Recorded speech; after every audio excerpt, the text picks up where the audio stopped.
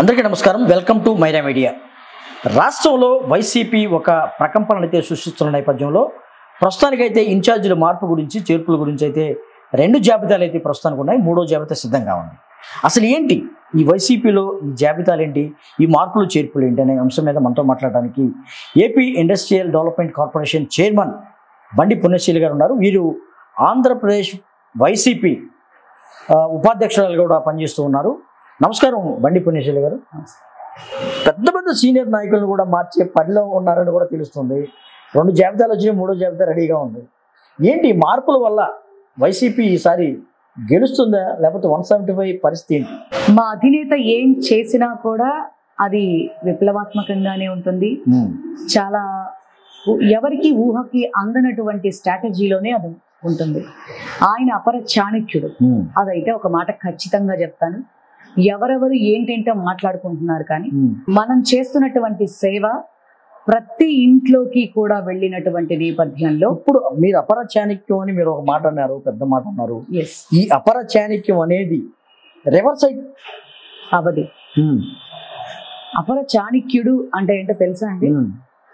జరగబోయే దాన్ని ఎస్టిమేట్ చేసి దానిని మనకి ప్రస్తుతంలో చూపించగలిగినటువంటి వాడిని చాణక్యుడు అంటారు.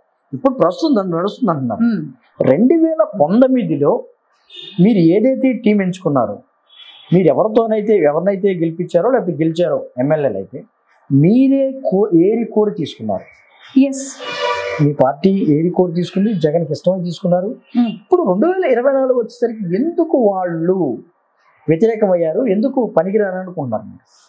మార్పు మంచిదే అనేది రెండో విషయం ఏంటంటే, ఆయన వైనాట్ 175 అనేటటువంటి కాన్సెప్ట్ రెండోది వచ్చేటప్పటికి అసలు క్లారిటీగా చెప్పాల్సిన విషయం ఏంటంటే, ప్రతి మీటింగ్లో కూడా ఆయన మాట మీరు గమనించినట్లయితే నా ఎస్సీలు, నా బీసీలు, నా మైనారిటీలు, నా బడుగు బలహీన వర్గాలు, నా ఎమ్మెల్యేలు అంటలేదు అని చెప్తున్నటువంటి ఆ ఎమ్మెల్యేల్లోనే విలువిస్తున్నారు కదా.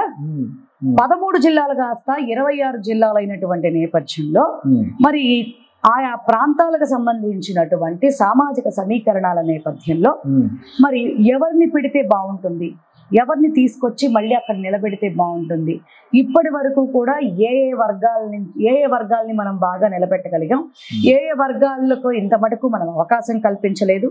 ఈసారి ఆ బడుగు బలహీన వర్గాలని కనుక మనం ప్రొజెక్ట్ చేస్తే, ఎందుకంటే మా జగన్మోహన్ రెడ్డి గారు మాటల ముఖ్యమంత్రి కాదు, చేతల ముఖ్యమంత్రి. ఆల్రెడీ 2019 నుంచి ఇప్పటి వరకు కూడా ఆయన నిరూపించుకున్నాడు.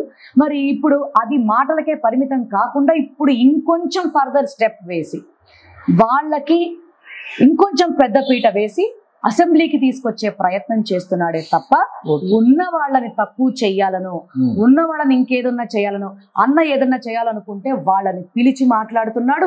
మీ భవిష్యత్తు నాది అని చెప్తున్నాడు. పెత్తందారీ వ్యవస్థకి పేదల పక్షాన నిలబడే జగన్మోహన్ రెడ్డికి జరుగుతున్నటువంటి ఈ యుద్ధంలో మనం గెలవాలి, మీరు నన్ను అర్థం చేసుకోవాలి, నా మాట వినాలని ఆయన చెప్తున్నటువంటి నేపథ్యంలో ఇది జరుగుతుంది. ఓకే, ఒకవైపున బుజ్జగిస్తున్నారు, సీట్ రాని వాళ్ళు సీట్ రావట్లేదు, మీరు బుజ్జగించే కార్యక్రమం కూడా పెద్ద ఎత్తున సాగుతుంది. అయితే కొంతమంది మీ పార్టీలో సీనియర్ నాయకులు ఇప్పటికే తెలుగుదేశంలో చేరడానికి రెడీగా ఉన్నట్లు కూడా ఒక సమాచారం ఉంది. ముఖ్యంగా నేతల పేర్లు కూడా మీకు ఇప్పుడు చెప్తాను. పెనమలూరు నియోజకవర్గానికి సంబంధించిన పార్థసారథి, ఒంగోలుకు సంబంధించినటువంటి బాలినేని శ్రీనివాసరెడ్డి, అక్కడ ఎంపీ కొంతమంది నాయకులతో సహా టీడీపీలో చేరేందుకు ముహూర్తం ఖరారైనట్టు. ఏంటి అసలు ఏం జరుగుతుంది? ప్రతిదీ కూడా ప్రచారమేనండి, ప్రతిదీ కూడా ప్రచారంగానే ఉంది ఇప్పటి వరకు కూడా. నాకు తెలిసి జగన్మోహన్ రెడ్డి గారిని, ఆయనతో నడిచినటువంటి విధానాన్ని అలవాటు పడినటువంటి వ్యక్తులు ఎవరైనా కూడా త్వరపడి పార్టీలో నుంచి తొందరపడి పక్కకి వెళ్తారనేటటువంటి సాహసం చెయ్యరనేది నా అభిప్రాయం.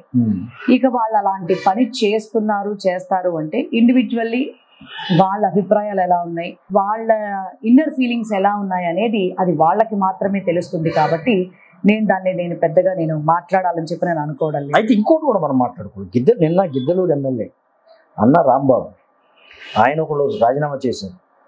మనం ముందే చూసాము ఆళ్ళ రామకృష్ణారెడ్డి మంగళగిరి నియోజకవర్గానికి ఎమ్మెల్యే పదవికి పార్టీ పదవికి రెండింటికి రాజీనామా చేసి బహిరంగంగానే విమర్శించారు. నేను ఉండలేకపోతున్నాను వైసీపీలో. ఎందుకని అంటే ఎందుకు ఇటువంటి నాయకులు కానీ లేకపోతే చాలా దగ్గరగా ఉన్నటువంటి జగన్కి చాలా దగ్గర ఉన్నటువంటి నాయకులు కానీ ఈ రోజున కాదని వెళ్ళిపోవడం ఏంటి, అసలు ఏం జరుగుతుంది? ఒక్కటైతే వాస్తవం అండి, ఏదైనా జగన్మోహన్ రెడ్డి గారు నాయకుల్ని పిలిచి మాట్లాడకుండా ఏ నిర్ణయం అయితే ఆయన తీసుకోరు. మాట్లాడుతున్నా కానీ అదే చెప్తున్నా, అది ఇంకా వాళ్ళ సంస్కారం, వాళ్ళ విఘ్నత. ఓకే, జగన్మోహన్ రెడ్డి గారి టార్గెట్ 175. అట్లాగే ఒకటి గుర్తుపెట్టుకోండి, కల్పవృక్షం అనేది బాగుంటేనే పళ్ళు ఎన్నైనా ఎవరైనా ఎన్నెన్నైనా ఎంత క్వాంటిటీలోనైనా ఎంత మంది అయినా కోసుకుని ఆ ఫలాల్ని ఆస్వాదించవచ్చు. కానీ కల్పవృక్షాన్నే మనం పక్కకి పెట్టేయాలనే ఆలోచన వస్తే ఇక ఎవరికి ఏమి ఇదవుతుంది చెప్పండి. సో ఐదులో మా జగన్మోహన్ రెడ్డి గారు తీసుకునేటటువంటి ఏ నిర్ణయానికైనా సరే లోబడి పనిచేయాల్సినటువంటి బాధ్యత ఇప్పుడు ఖచ్చితంగా ప్రతి ఒక్క కార్యకర్త, ప్రతి ఒక్క నాయకులు అందరి మీద కూడా ఉంది. అందరినీ పిలిచి మాట్లాడి చెప్పి ఇలా కాదన్నా ఇలాగా ఫర్దర్గా మీకు ఇలా ఉంటుంది, మీకు ఇలా చేస్తాను అని చెప్పే స్టెప్ వేస్తున్నారు.